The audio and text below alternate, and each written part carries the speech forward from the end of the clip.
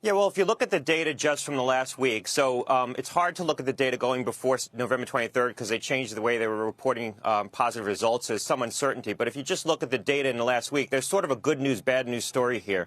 What's happening is that as we get more data on the spread of this new variant, some of the estimates on its transmissibility, the initial assumptions on its transmissibility have come down quite substantially if you look at some of the epidemiological modeling that was done initially.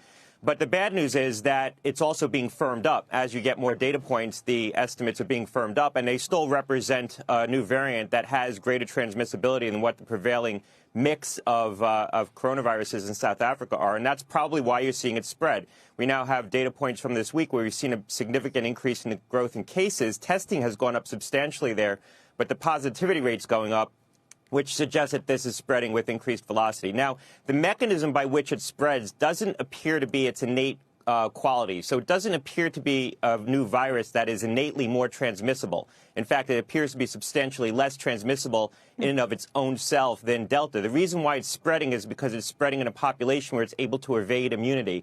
And that begs the question whether or not the immunity in the U.S., the mix of immunity in the U.S. is substantially different enough from the mix of immunity in South Africa that it wouldn't represent the same threat here. There is a case to be made that is in fact true.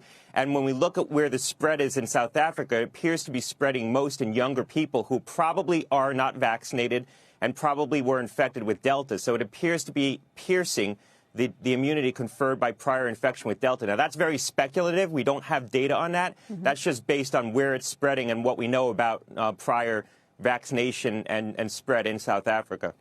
You know, I will tell you the case that had me a little concerned reading about this, and I realize it's just one case. There's a lot that we still have to learn, but there was a 50-year-old cardiologist from Israel who had traveled, I think, to the UK for a medical conference. He was triple vaccinated, so had 3 shots, came back to Israel, went to work on some patients, I think was doing cardiac procedures on some patients, ended up giving it to a 70-year-old cardiologist who was also triple vaccinated. And I guess that probably is making people stop and think. What does that mean if you could have fully vaccinated plus a booster and give it to somebody else who's fully vaccinated plus a booster?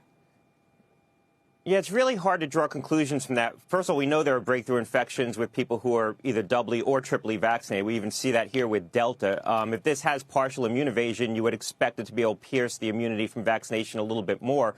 The vaccines, based on what we know right now, do seem to be protective against more severe disease. But we are seeing some symptomatic cases reported anecdotally. What the CDC in Europe reported today is that 50% of the cases that they've seen outside South Africa have been asymptomatic. 50% have just presented with mild symptoms. That's also anecdotal, so we don't have hard evidence on this yet. I think the South Africans, by the end of the week, will start putting out cohort studies that's going to shed some light on this. There was another anecdote where there was a concert in South Africa with 1,000 young people, all of whom had to be vaccinated before they attended. And remember, vaccination in South Africa is 2 doses or the Johnson & Johnson vaccine. And of the 1,000 people that they screened before they entered, about 30 had coronavirus. They were positive, so they presumably had asymptomatic infections. So that's a reassuring data point. That was in the province where this is now epidemic or appears to be epidemic. But we just don't know right now how protective the vaccines are going to be. The presumption is that the vaccines are going to be quite protective against severe disease, symptomatic disease, particularly 3 doses of the vaccine, because what we know is that 3rd dose doesn't just produce more antibodies, but it produces a bigger breadth of antibodies, what we call a polyclonal response. And it's probably going to be that breadth of antibody production that provides protection because you're getting antibodies against more targets on the virus. So the booster may become important. And the key to look at when we get the neutralization data is the difference between the ability of the vaccine, 2 doses of the vaccine to neutralize the virus versus 3 doses of the vaccine. If you see a delta between those 2 numbers, that's suggestive that the booster could be quite important.